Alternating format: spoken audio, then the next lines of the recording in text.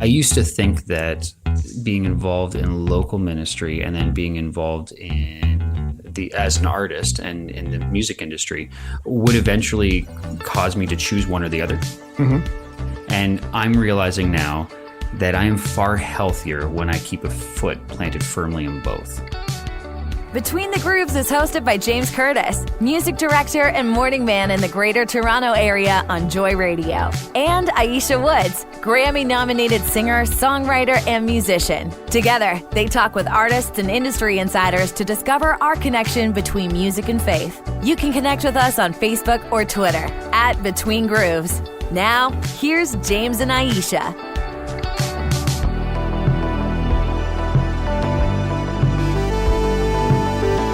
Welcome to Between the Grooves, episode 276. Aisha is off today. How does she get a day off? Really?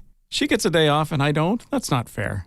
I'm just kidding. No, she's got some stuff on the go, so she will not be joining us today. But we do have a very special guest joining us. He's a Canadian singer-songwriter. He's been nominated for several Covenant Awards. That's the Canadian version of the Dove Awards.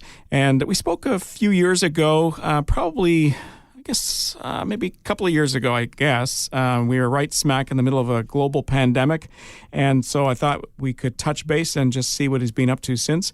And this is a great conversation that I think you'll enjoy because we are all over the place, can I say? we're talking about a whole bunch of stuff, and you'll get the gist of it when we get into this. Jake Fretz on Between the Grooves. Hey. The last time we spoke, I guess it was a couple of years ago, and that was right smack in the middle of a global pandemic. And that's when we saw that shift into the virtual realm. We started seeing a lot of people start podcasts or write books and just do things to keep busy. That's when we heard complaints from people about the fact that they've finished Netflix. There's nothing left to watch. They've watched it all already, which made me a little jealous because I'm thinking there's lots of stuff I'd like to watch, but I'm still busy working. And so I was fortunate because a lot of people didn't have a job to go to, didn't have the income to be able to do stuff. We're stuck at home and whatever. But yeah, it was a quite a dynamic time. Dynamic, I guess, being the word of the hour because it kept changing, right? The landscape changed continuously through pretty much a 2-year period. And I guess it would have done the same for you as well as being, as far as being a musician, an artist, a worship leader in your own church. So have things gotten back to normal for you now? Yeah, so that's a trickier question only because as much as I'm an artist and a musician, a singer, songwriter, I'm also a pastor. So, and not just a worship leader in the church, I'm a full-time worship pastor. So when we jumped into COVID, often when we were shrinking down restrictions to, there can only be 5 people in the building, I was still one of those people because I was making sure that a service happened regardless.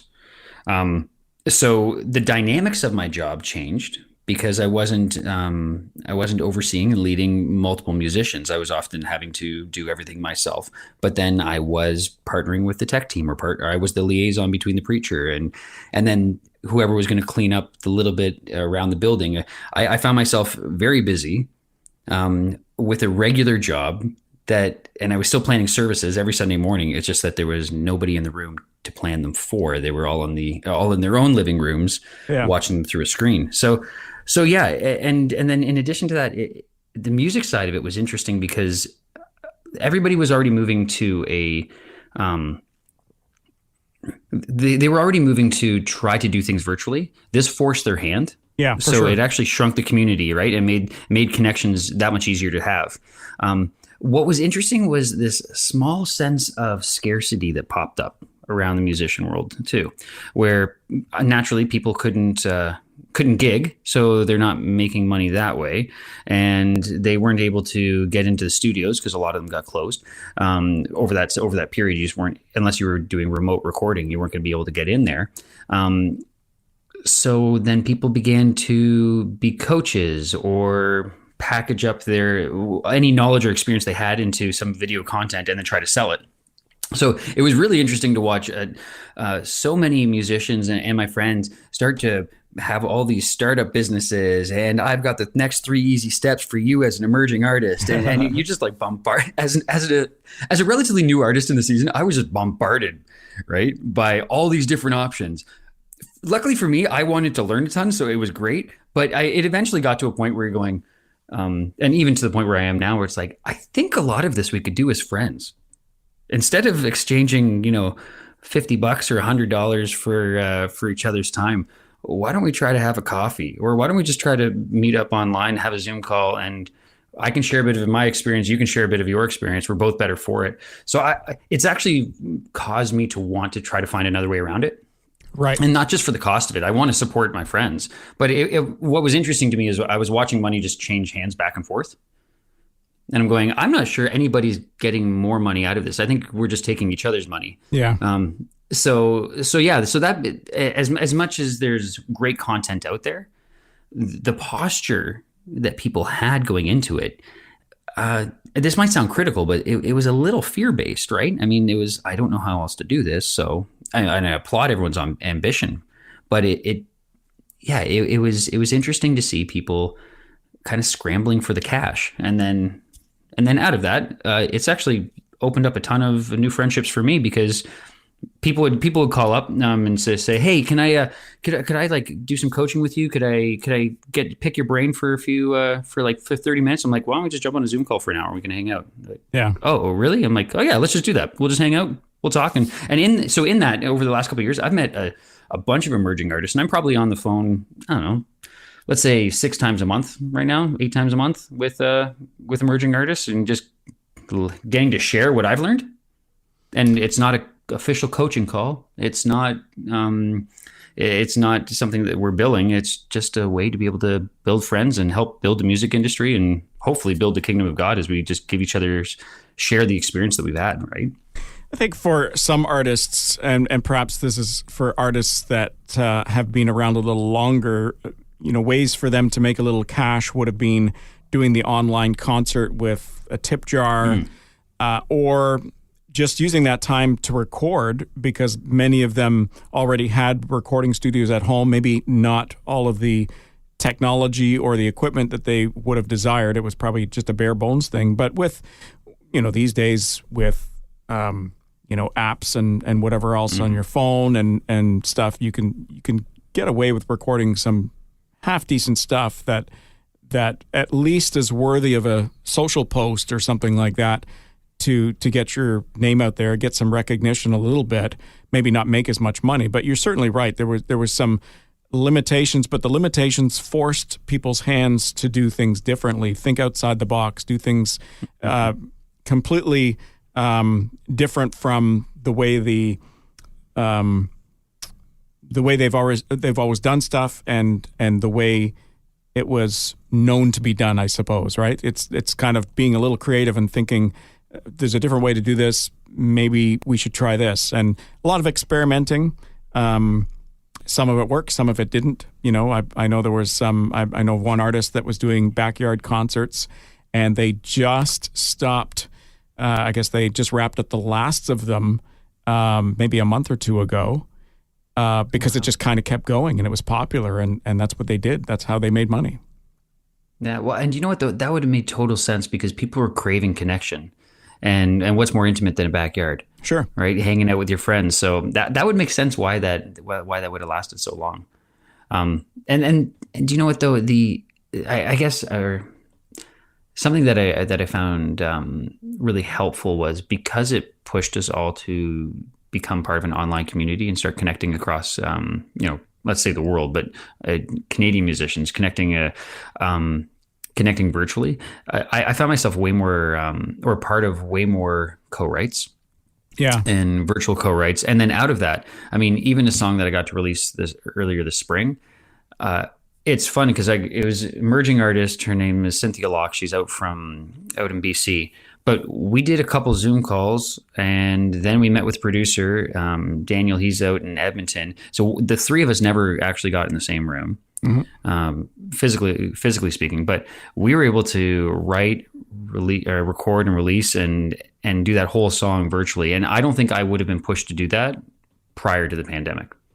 And even in that, we built a more robust studio here at the church so that we could do all of our tracking and track all our vocals here, and that became a larger part of our learning curve that we had to go through. But it's super valuable now to be able to just walk down the hall and do all the tracking rather than looking for studio time, and then also to be able to open that up to other artists. So. Do you think everything that's happened has hurt the studios themselves? Because I think people have found other ways to do it now, and they don't necessarily have to physically go into a studio or even hire that high-end producer. Maybe it's caused some studios to either go out of business or certainly scale down what they did pre-pandemic. Yeah, you know what? I see the logic of that, but I might challenge it, because I think one of the beauties of working in a good studio with a great engineer and a great producer is the collaboration that happens in real time. So I found myself trying to make music on my own, and I found that the songs were okay. But even now, I'm working with a producer again, and now the studio, we're not renting studio time, so maybe that the engineer and his recording studio isn't collecting some of the money that might have gone to him at one point. Mm-hmm. I'm still finding that I crave the collaboration of a good producer and a good engineer to be able to work with to make quality music. And I think that's where a lot of the time the magic comes. So you can have a single person who has great ideas and a great skill and experience to make great songs. But often I think the magic comes in the collaboration when you start working with people who are just either a little outside of your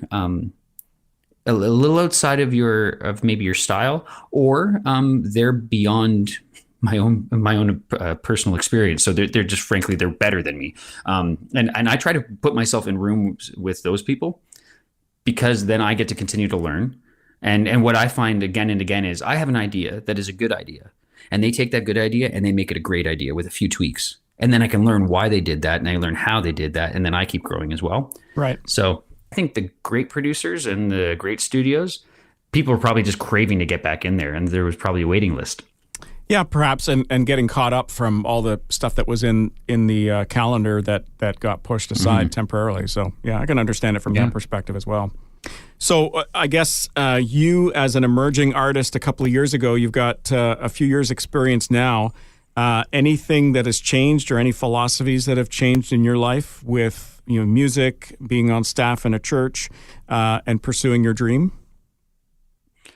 Yeah, you know what? The biggest thing that has been solidified in my mind was something that I actually stumbled into. I used to think that being involved in local ministry and then being involved as an artist and in the music industry would eventually cause me to choose one or the other. Mm-hmm. And I'm realizing now that I am far healthier when I keep a foot planted firmly in both. And this might not be for every single artist out there, but I think it might be for more people than might give it credit and give the idea credit. Because I've found that to be grounded in a local church community, and even if I wasn't on staff, I would now not want to be taking myself regularly outside of a local church community if I was going to continue in the music industry. And that's partly because of accountability. That's partly because of I have an immediate audience that I'm writing for. So they're not hypothetical faces or hypothetical audience members. I can picture the person that I'm writing a lyric for, and I can say, oh, I know how this song will connect with insert the name of my friend or the person who I'm going to see sitting in that pew. And specifically as I write worship songs, to see how these songs interact with the congregation, how they interact with the songs and interact with God through these songs, that's become invaluable to me. I understand. I understand the grounding aspect kind of puts you in your place, but are you referring to just attending a church or being involved in that church? I would argue that you would want to be involved. Now, you wouldn't have to be involved on a professional level, so I don't think you'd need to be on staff. I wouldn't argue for that. But to simply attend and not use your gifts to bless that congregation, I think you'd have to challenge the notion of how much of a part of that church you actually are. Right. Because to simply attend as a spectator, I think will feed you. But like we were you and I were chatting earlier about, hey, what would it look like to live after retirement? I think in the same way, when you come to a church, if you're only ever receiving, you're not really living. You need to be able to actually use your gifts to build into other people. And as that happens, the almost intangible relationships that are built around you. So like the ones that you don't even know that you're missing until they're gone. All the accountability and the steering and the sharpening that comes from those kinds of relationships, they only happen when you start to be vulnerable enough to use your gifts in that local community. It's, in a way, it's easy to get onto a stage and look at a room of people that I've never seen before, and that I likely, beyond meeting them at the merch table after, I won't see them again for months, maybe years, or maybe ever again. It's easy for me to like pour out my heart with a well-crafted story. But when I'm serving week after week, and people see my ups and my downs, and they, see me without a fresh haircut, and they see me rolling myself, into the room because my kids had a sleepover and we're up till 2 a.m. the next day. It's like, I'm not at my best.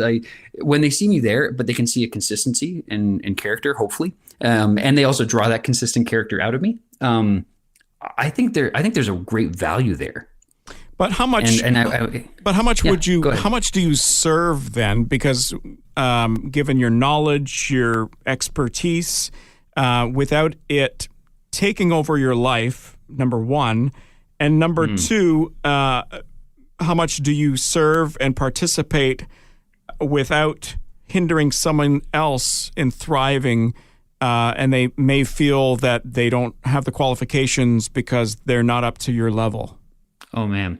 Okay. Now, are you asking on a general, just a general level, or just a general principle like question. that? I'm looking for myself and other people that, say you've got, a very prominent artist that travels half the weekends of the year. They're doing concerts in front of thousands. They take on all the summer festivals. Perhaps they've got kids at home. They come home and their time at home is very limited.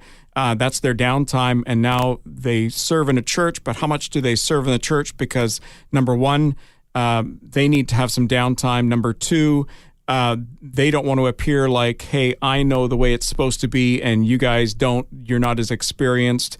Maybe this church is limited technology. You're used to being on stage with in-ear monitors, and all they have is wedges on the front, and then that part of it. And then the other part of it is you've got other people in the church that may have some capabilities and the desire to serve, but they feel inadequate because they're not up to your level. Yeah, those are great questions. I think there's a couple different approaches that you could take to it.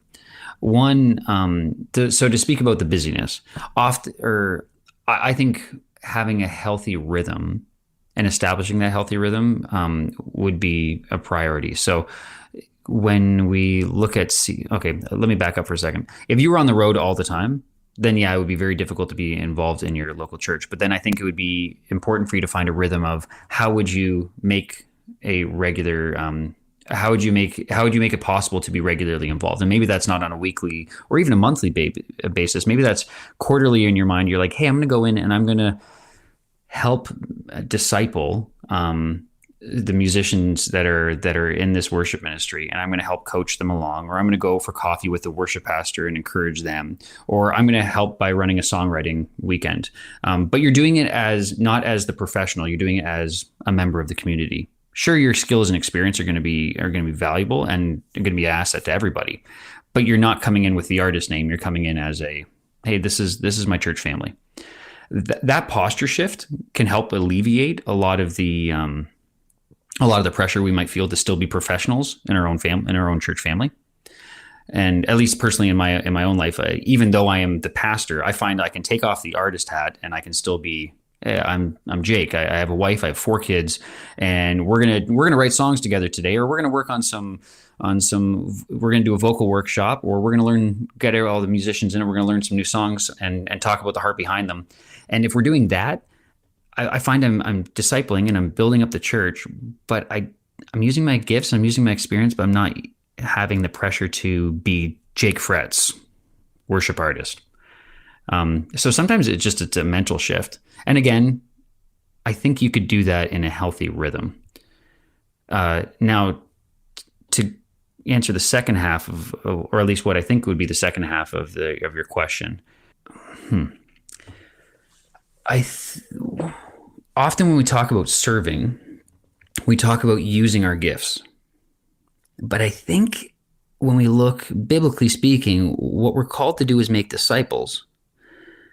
And with those of us who are specifically those of us who are in the music industry, and those of us who are getting to use our gifts on multiple platforms, I think it would be a better posture for us to take, not just to use our gifts in the church, but maybe build into the other people and to actually build up others. So you wouldn't be scaring people away and saying, oh, well, maybe I'm not as good as them, so I'll never show up. What you're actually doing is going, hey, anybody who's interested, I'd love to work with you and see how we can make this work.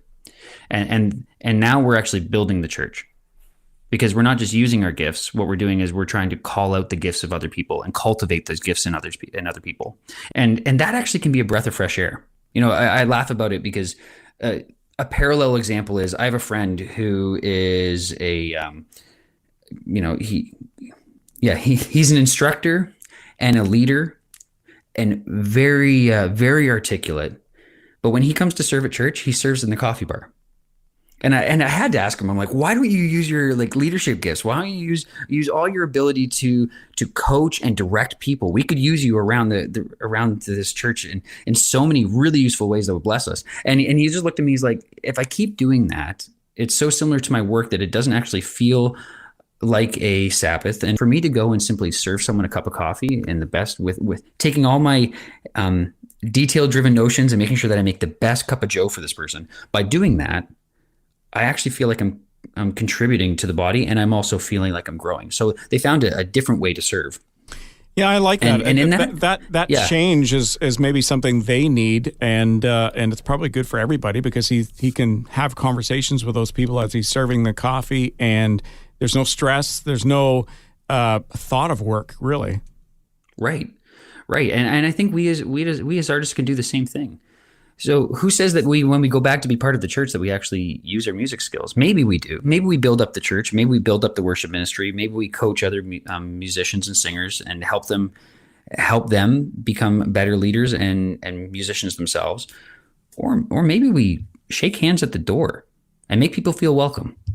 And that's enough, because we're still becoming and contributing part in the church community. And I think there will be growth and health that comes out of that. Yeah, I suppose if you are a singer-songwriter, you've got albums out, songs on the streaming services and whatnot, and your name is recognized, I suppose you could attend church, and even if you can't serve the coffee or be a greeter, just to, at the end of a service, walk up to one of the backup singers or the worship leader and say, wow, great job, I really liked what you did here, and encourage them in that way.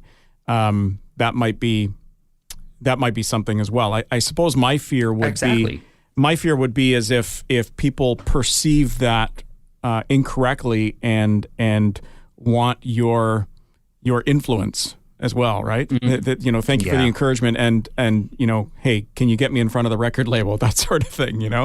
My wife and I have started attending a new church, and it's I've enjoyed it because at this point I'm not actively involved. And but by the same token, if and people don't know what I do for a living at this point.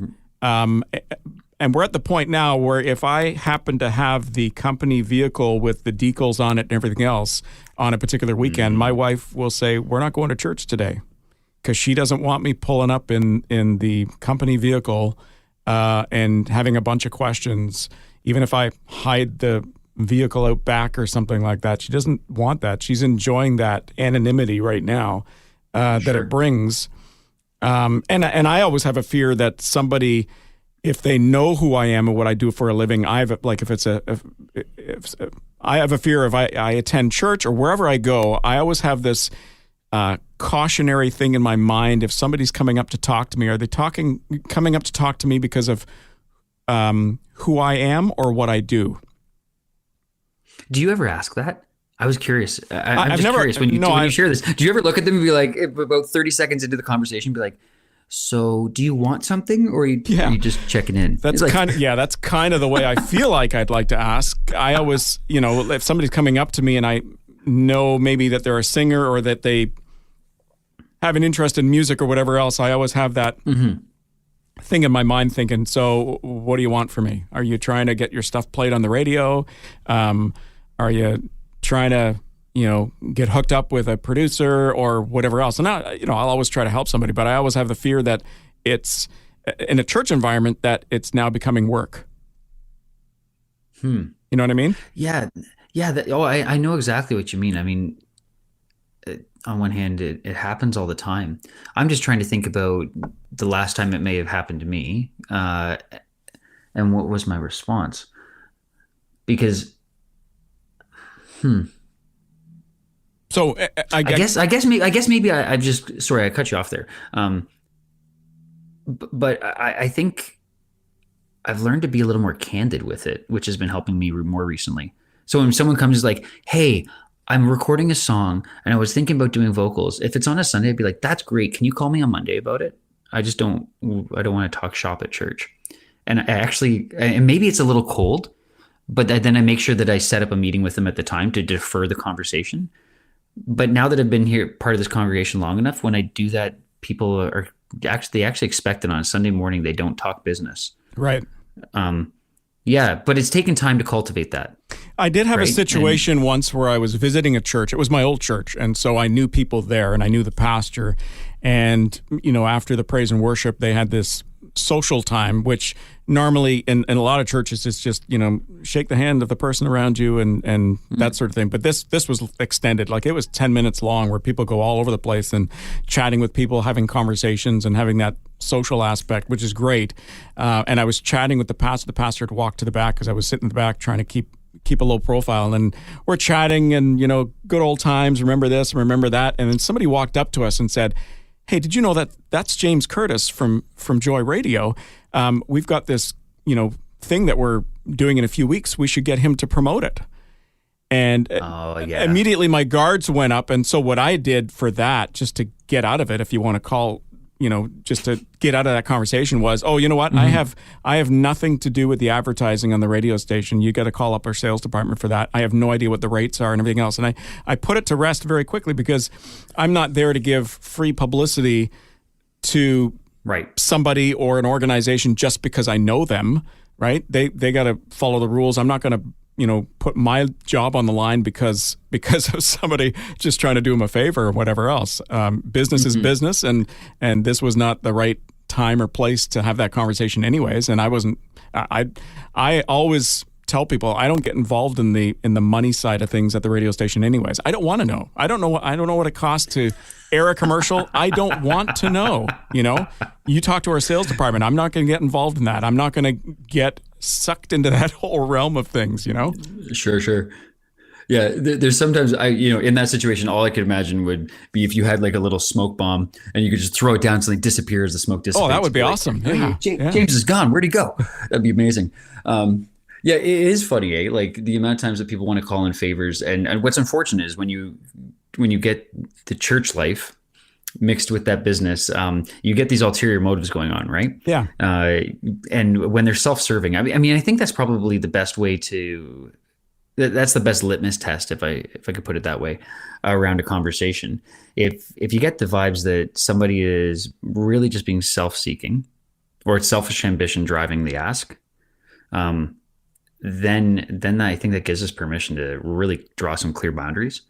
When we realize that someone is actually just trying to either get to know you, or they're just trying to actually build up the church, then I think there's a really appropriate place for that on a Sunday morning.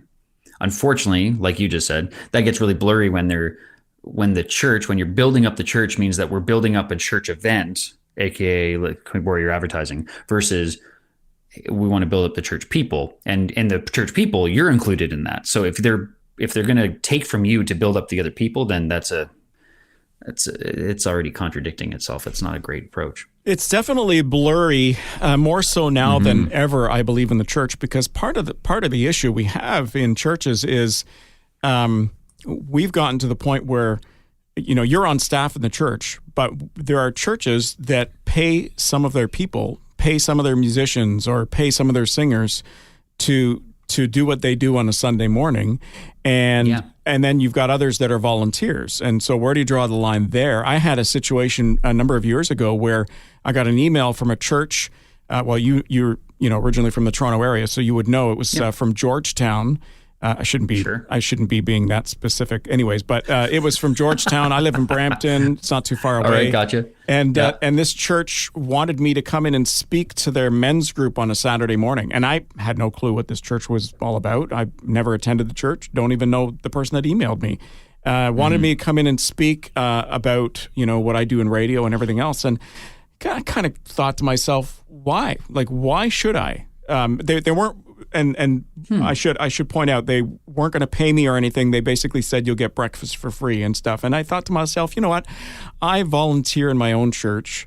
I'm not volunteering now in another church. This is my livelihood.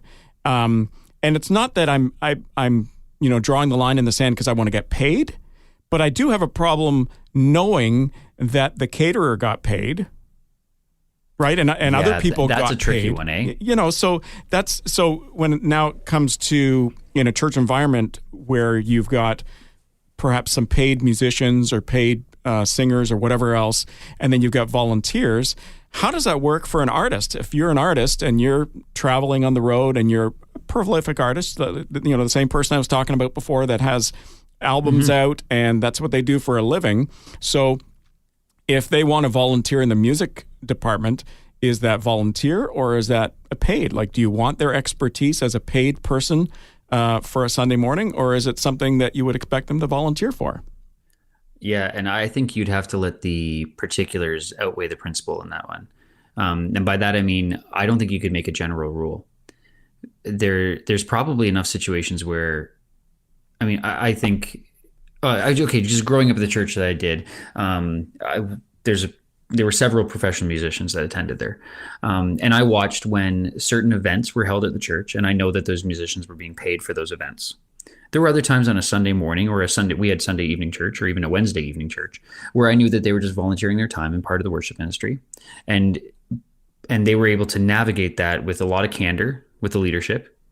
And something that it was a bit of a dynamic relationship. Like, it wasn't, okay, we've now agreed on this and it's like this forever. It was a bit of a case by case situation, and that continued to develop as the musicians developed their artistry, and as they continued to grow and their availability became less, then they did more events and less serving in that case. But they still always found a way to give back. So whether it was some of them coaching me as a worship leader when I was young, and just coming alongside, and after they would also teach maybe music lessons once a week at the church.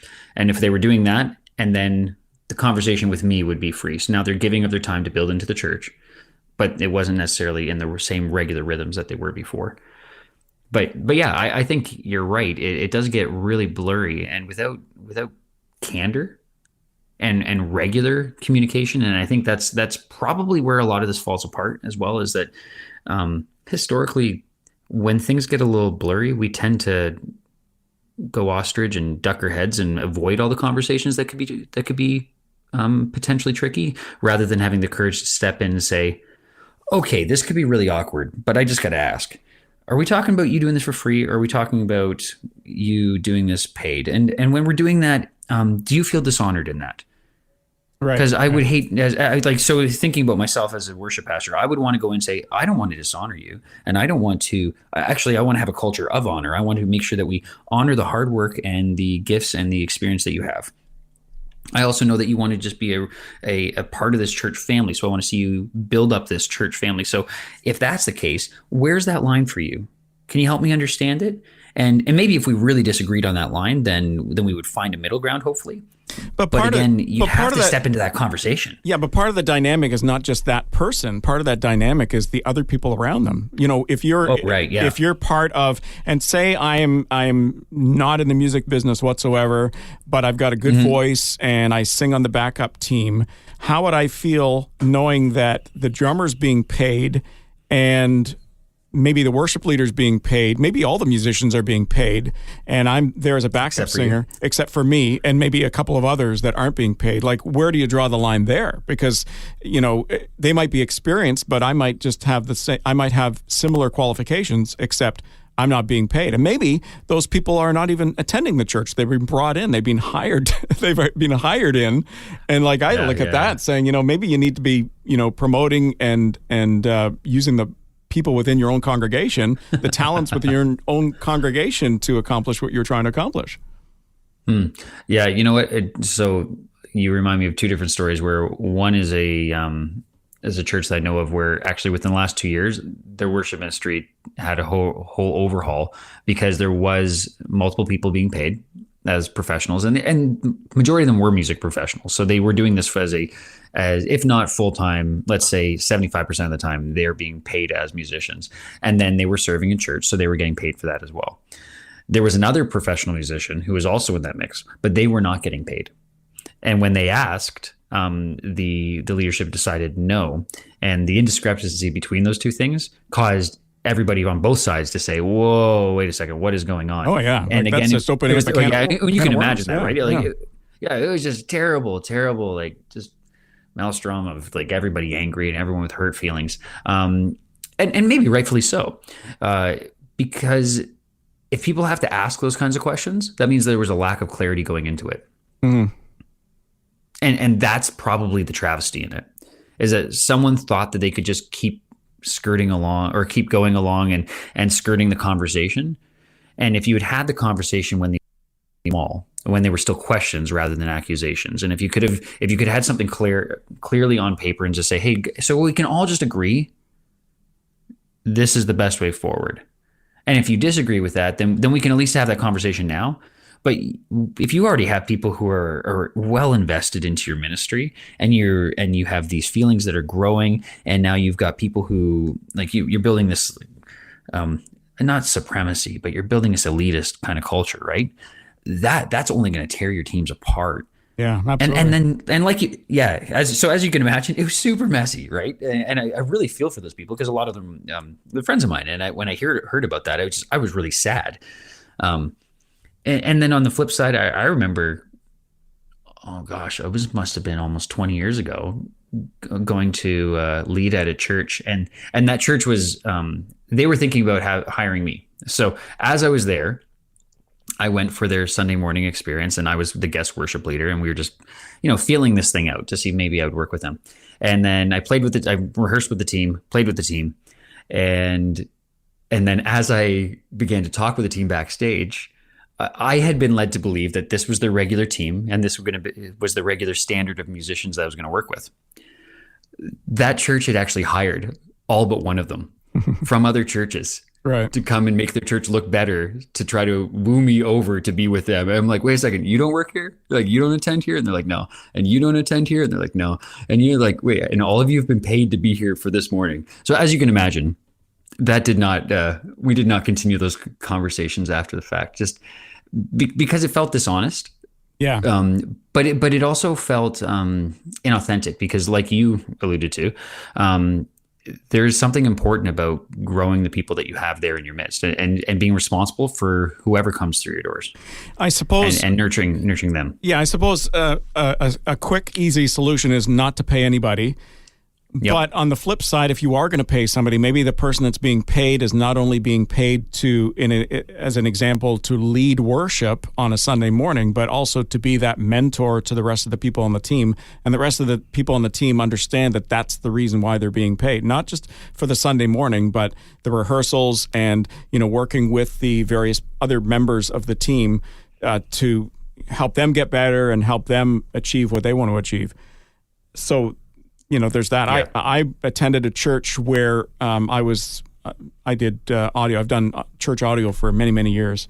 And I attended this church, and, I scheduled. I was informally in charge, I suppose. I'd been in charge in a previous church, and I discovered that it wasn't good to be the guy in charge, because then you'd have to schedule people, and when they didn't show, you'd end up doing sound. And so I ended up, when I attended this other church, I said, okay, if you want me to be in charge, I'm not scheduling anybody. I'm going to be, offering advice, being there to help and make things better.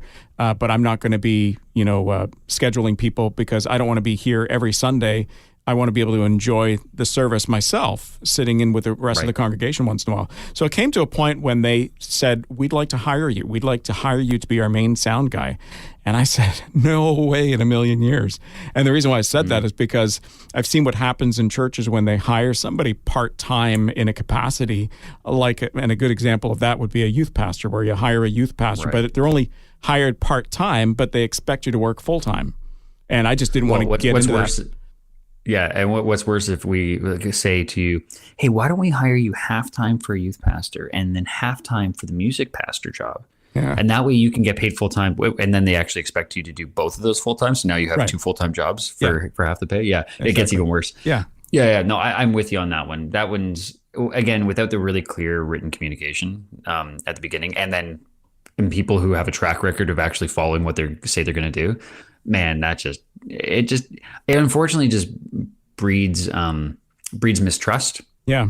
And when you have that, then mistrust is obviously guided by fear, because now if you don't trust them, you're afraid of what might happen next. And when you take the courage out of church, then you begin to shrink, because courage courage can be related to faith. When you believe that God's doing something amazing in your midst, and when you believe that God's going to do something even bigger in your midst, then you go all in. Then you take the chances. And that chance might even be like reaching out and inviting a friend to church who maybe they would like this, maybe they won't, but I believe in this so much that I want to invite you out. Maybe it's actually giving extra money, whatever it might be, or maybe it's actually even just obedience and growing and having your experience of God stretched in some way. All of that comes out of faith, and that faith, let's say, is synonymous with courage, because you have to step into that. If you have mistrust, and if you're actually creating a culture of fear and mistrust, then you're actually undermining the growth of the church. And so I mean, we're talking about these things that are messy, but these messy things are actually what erodes so many of our churches. Oh, because sure. People come in and they don't trust. And that's really the travesty of it all. We talk about these, we think are let's just avoid the little conversation. Well, that little conversation is indicative of you undermining the family of God. And man, that is sad. Yeah. That's really sad. I think communication is really, really, really important. And also sharing the vision and sharing, what the goal is, the end goal. So as an example, if you're bringing in outside musicians, maybe there's nothing wrong with that if your church doesn't have the capability within their congregation for people to serve as volunteers in those capacities. But if the long-term goal is to hire these musicians, and one of their jobs is to train the up-and-coming musicians, the people in the kids in the youth group that are going to be 2 years from now leading worship or playing an instrument and stuff, maybe that's not a bad thing. If people know in advance that this isn't a permanent thing, this is a temporary thing, and this is the goal that we're trying to achieve here, that might work better than just hiring people and really not paying attention to what that end goal is, and then it just keeps going on and gets worse and worse. Yeah, here, I can give you a case study of this, okay? So as part of my job, I'm a worship pastor living in Portage, Manitoba, but we also have a total of 4 different sites, and part of my job is actually oversee the worship ministry on all 4 of those sites.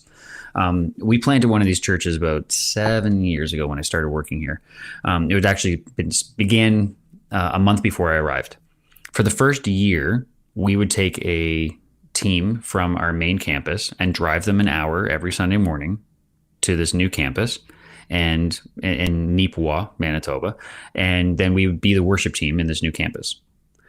Now, we came in as the professionals. We weren't paying people. We were covering their mileage and everything, but I mean, we were just driving out there every single week. As you can imagine, that gets tiring because they were still serving in the original site. There were 2 things that we noticed that happened when we did that. One, our current volunteers, they got tired. But secondly, we were building an expectation in that new congregation that, oh, this is what worship ministry must look like. It must look like a full band with a full audio experience. And if we don't have this, then we must be settling, and they wouldn't even say it out loud, but we've kind of observed this over the few years, that it's like, oh, it must be less than, or we must be failing in some way if it's anything but what's being presented to us. Yeah. And it took a few years of us to, because naturally people just can't be in two places at once, and that was a lot of work. So, and they thought originally, and albeit naively, that maybe we just do this for a year and then we'll build up the worship ministry there. Well, we're 7 years in. I'm telling you right now, over the last few years, what we did was we stripped it back and then started building into the local musicians and building into the local leaders. And that takes time. That's taken effort. But now they're beginning to grow that worship ministry, and they still partner with us once in a while, and we still partner with them once in a while, like physically on the same stage. Yeah. But we have the communication going through, and our musicians are building into them and serving in that way, in that coaching and that discipleship capacity. Mm-hmm. And as they do that, there's a way healthier church growing there that also looks more like them. Right. Because they live an hour away. Their culture is slightly different, and that should be celebrated. Well, instead of outsiders coming in all the time and doing it for you, why not build it from within? Absolutely. Yeah, absolutely. So there's a fine line in the way we're doing it, because again, sorry, not a fine line. There's a decision that you need to make. At what point do you want to set a standard, and then at what point do you want to, like, basically that old adage where I'm going to show you how to do this, then I'll teach you how to do this, then I'm just going to let you do this. Right. And that just takes time. And so as we've walked into that, planting new campuses, it's become a much more healthy, it's been a healthy road towards building a worship ministry in those other locations. And we've had to learn from our mistakes in this one. We've gone all over the place here, haven't we? Yeah. But it's been good. I've really enjoyed this conversation. It's very refreshing, and it's nice just to kick back and just kind of analyze without pointing at somebody and saying you're doing it wrong, or this is the way it should be done.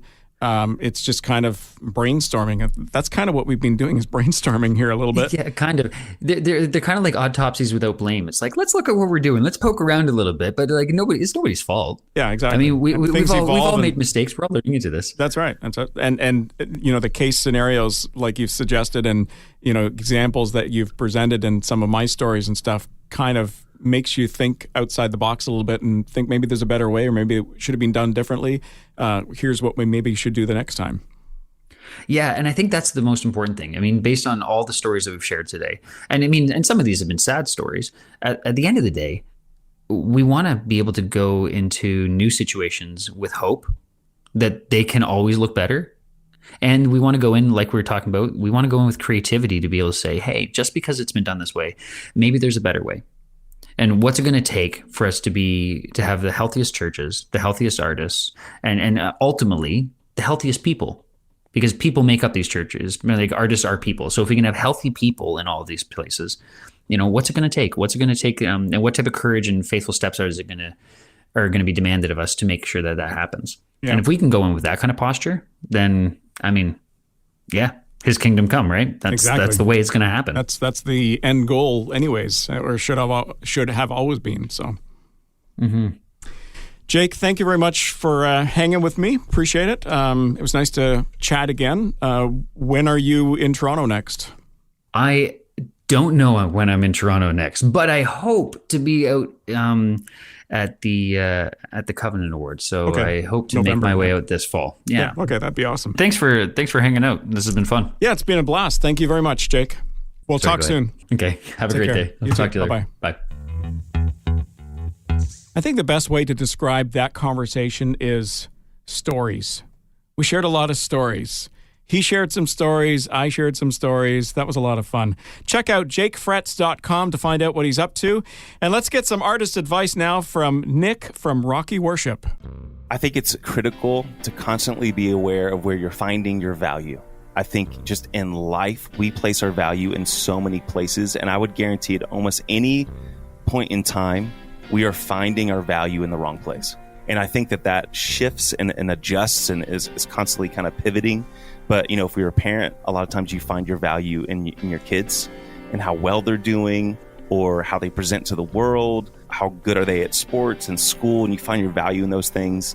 When it comes to work, you're finding value in your work and how productive you are and what you're contributing and things going well, are they not? And I think when we aren't paying attention to that, we find ourselves in those moments of possibly depression or just distraction. And then that's when we can run the risk of which we try to self-medicate, because we are just trying to find any kind of release or escape from that pain of not knowing who we are. Yeah, so easy to get distracted and lose focus. I really like that. Nick talking about value and staying focused on what's important in our lives. And that is it for this week's episode. Many thanks to Jake Fretz for joining in the conversation today, and Aisha will be back next week.